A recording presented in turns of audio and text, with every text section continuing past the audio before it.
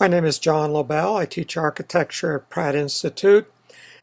This is a lecture for first-year architectural history students outlining some ideas about the Enlightenment.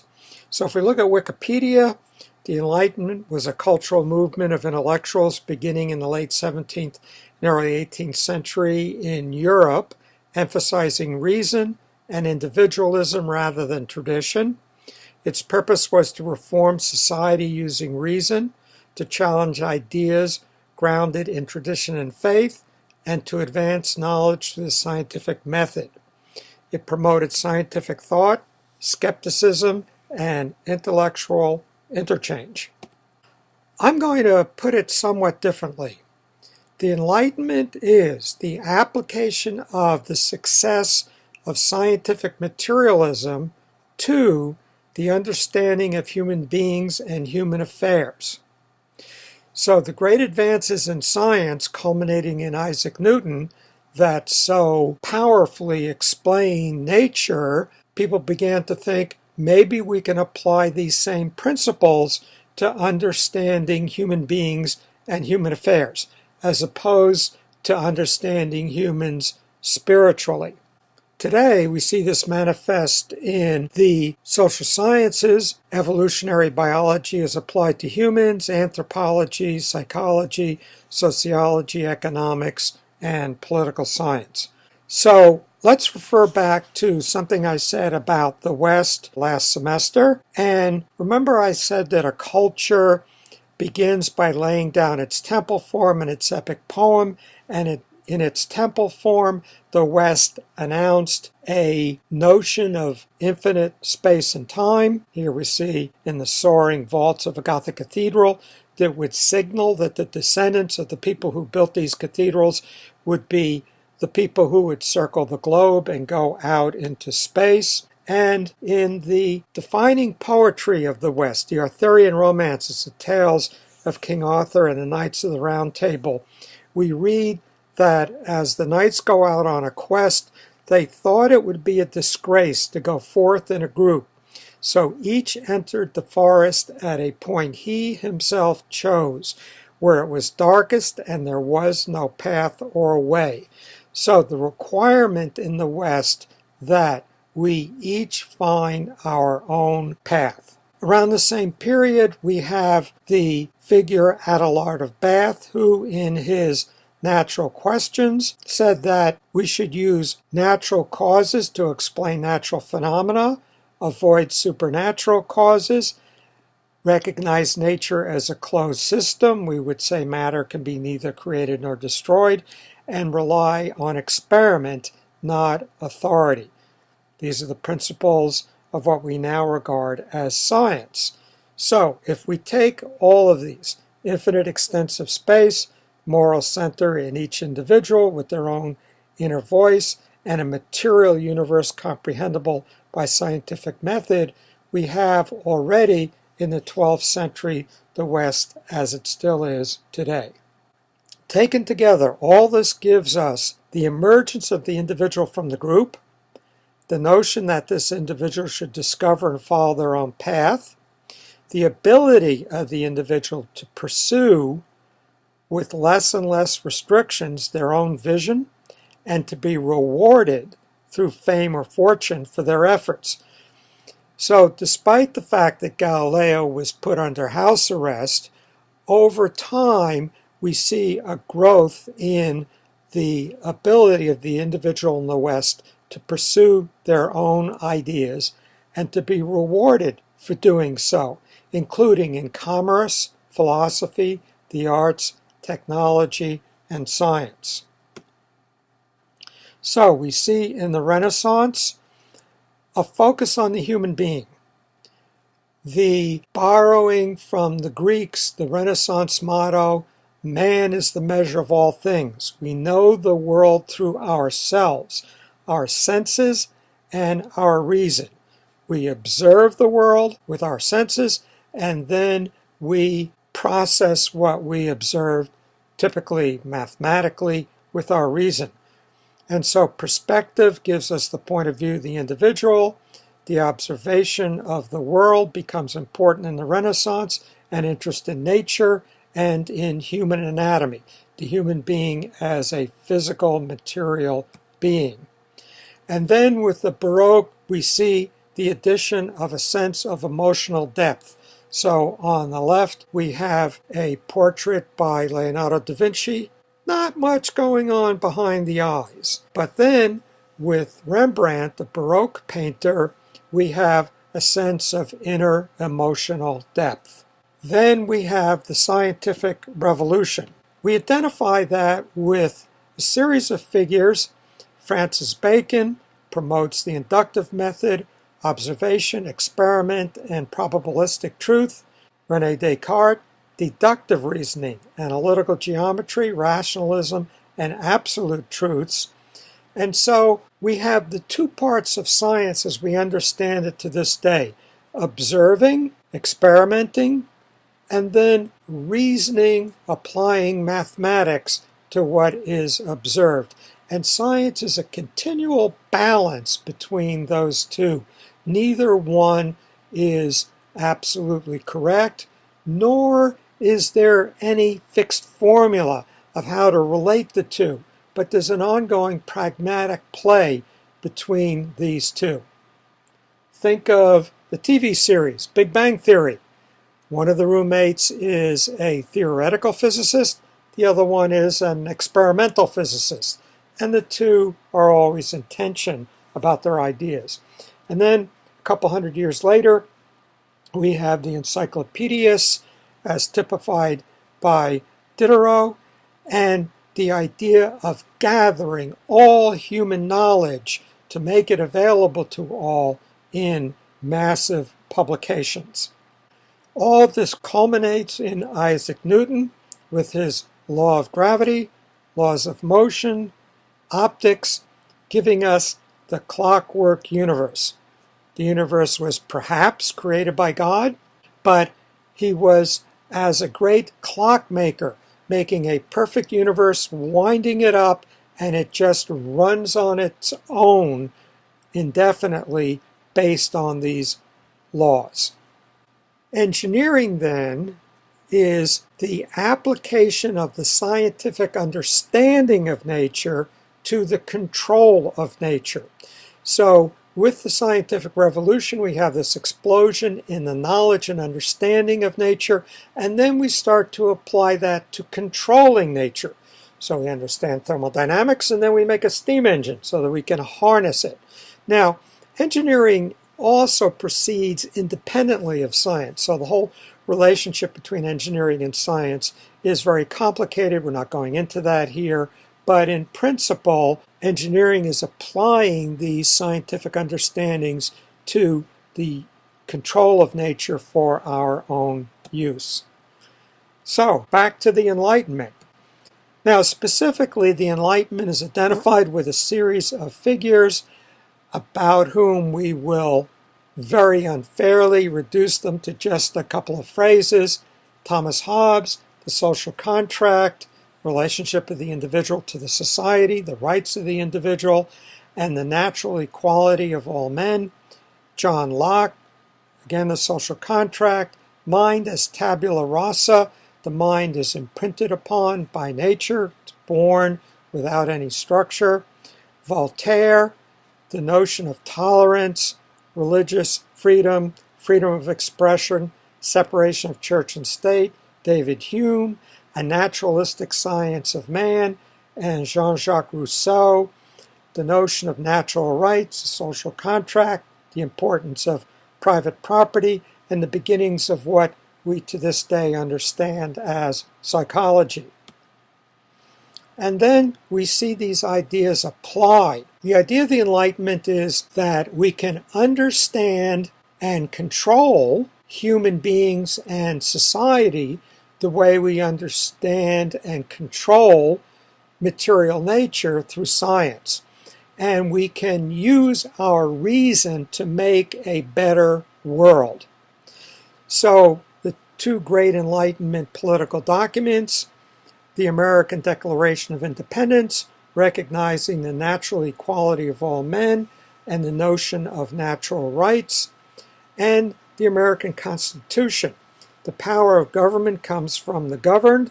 There's a rationally arrived at separation of powers. In other words, they recognize that anybody with power is going to attempt to expand that power indefinitely.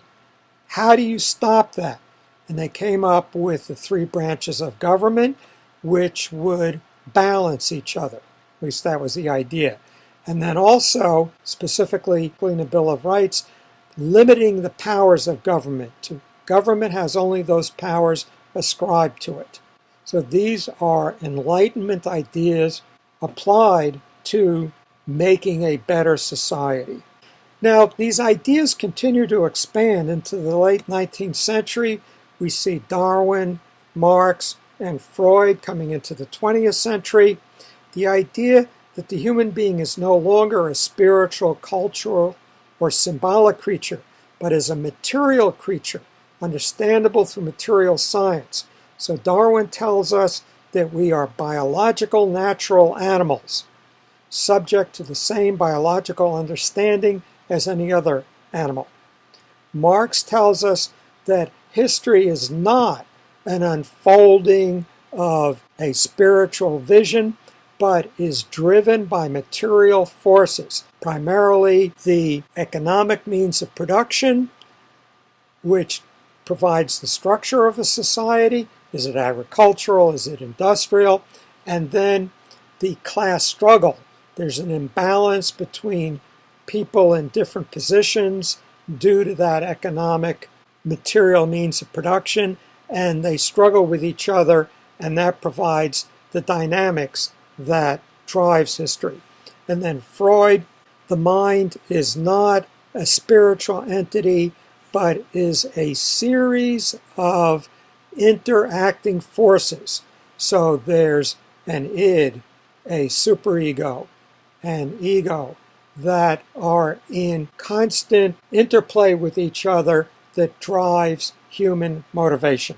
Into the 20th century, we see an age of science. This is Vannevar Bush, and he directed the government's scientific efforts during the Second World War, including the Manhattan Project to create the atomic bomb, and then after the war laid down the principles for ongoing scientific development to assure the power and security of the country and to drive economic development and prosperity. That science would be a never-ending source of new technologies that would drive new prosperities. Now, all along, there were critiques and extensions of the Enlightenment. So we see in Romanticism in the early 1800s the aesthetic of the sublime, the notion that there are powers in the human psyche and powers in nature that far transcend what our rational mind can understand. And the Romantics held that the Enlightenment was reductionistic, brought everything down to mechanistic principles, and it ignored the imagination, mystery, and sentiment. So we can see depicted in a Caspar David Friedrich romantic poet hiking across the mountains. We can see in Romanticism a critique of the Enlightenment, and we can see it a turning away from the Enlightenment, but we can also see it as a deepening, extending of addition to the Enlightenment. Yes, all of that rational understanding, we're not going to throw it out, but we're going to add this deeper understanding. And more recently, in something I'm calling archetypalism, we have a notion of a full acceptance of science, but a rejection of the limitations of materialism. In other words, science is valid, but not adequate. And we should not reject culture as superstition, but recognize it as fundamental and real. So the psychologist Carl Jung objects to Sigmund Freud's notion that the unconscious is just repressed sexuality and sees in the unconscious all of our cultural past in each one of us, not to be rejected, but to be recognized as making up our individual psychologies. And the mythologist Joseph Campbell, more recently, proposes that myths are alive in us today. And to fully understand ourselves, we have to understand these mythologies. More recently, there have been very aggressive rejections of the Enlightenment. We see this in postmodernism.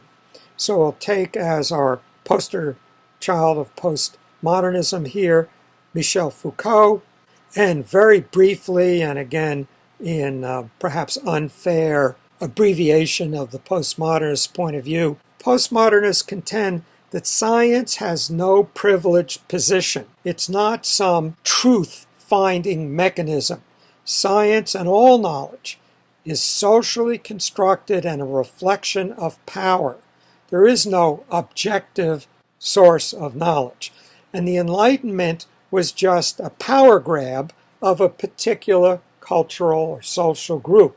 Now, a lot of that has been very useful in broadening our understandings, but then there's also an extreme form of postmodernism that holds that not only is science socially constructed, but so is reality. So in this extreme form, if we were to all believe that gravity makes things fall up, it will, and we can wonder. And today, we are the inheritors of all of these ideas, and certainly materialism is still with us. And so, in what I might call materialism run amok, Richard Dawkins, an important evolutionary biologist, is totally wedded to materialist determinism. In his book, The Selfish Gene, he shows how evolution takes place at the genetic level. In other words, an organism is simply a casing to help a gene get into the next generation. And so all is driven by genetics. In his book, The God Delusion, he attacks the idea of a supernatural creator. And he's in a particularly rough back and forth with Christian fundamentalists who reject evolution. And so that is primarily who he's addressing in his book, The God Delusion. But he also shows himself to be unaware that there are other forms of religion. And then in The Selfish Gene, he also presents the notion of a meme. So just like a gene is a unit of heredity, a meme is a unit of culture. And I think on the whole, it shows a total lack of understanding of culture. And his position is a rejection of art, literature, etc., as means of knowledge. And so in that sense, I think it goes too far. And finally, an ultimate materialist point of view we can find in the Singularity, which I'm labeling as hubris. And this is an idea put forward by Ray Kurzweil in his book, The Singularity is Near. Here we see this notion of outward thrust that we saw in the Gothic Cathedral now taken to an unlimited position. Unlimited in the sense that Kurzweil is focused on exponential growth, most famously encased in Moore's Law, which tells us that, very rough terms, the power of the computer doubles every year, and there isn't any indication it's going to stop anytime soon. And then applying this to ourselves. So here's a cover of Time magazine proposing that by the year 2045 we'll become immortal through genetic engineering, biotech, or even downloading ourselves into computer chips. And Ray Kurzweil writes, in The Singularity is Near, the explosive nature of exponential growth means it may only take a quarter of a millennium, 250 years, to go from sending messages on horseback to saturating the matter and energy in our solar system with sublimely intelligent processes. The ongoing expansion of our future superintelligence will then require moving out into the rest of the universe where we may engineer new universes. So here we have the core ideas in the Enlightenment taken to an extreme today, and at the same time there is a critical position regarding the Enlightenment.